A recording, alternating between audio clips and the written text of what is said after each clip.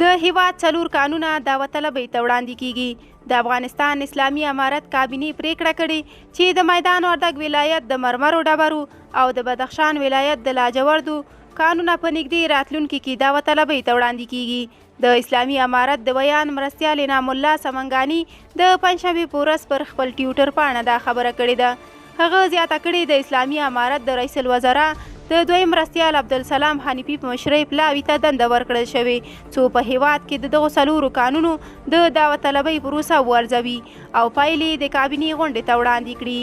دغه قانونه د میدان وردګ ولایت په بیسود او دای مرداد ولسوالیو او د بدخشان په کران او منجان ولسوالیو کې شتون لري چې ډیر ژر به داوطلبۍ ته وړاندې شي. د یادولو وړ ده چې افغانستان له طبیعي زیرمو ډک هیواد دی، خو په دې وروستیو کې ډیر قانونه د زورواکو له لوري په غیر قانوني ډول ایستل کېدل. تر دې وړاندې هم په قانونو کې د پراخه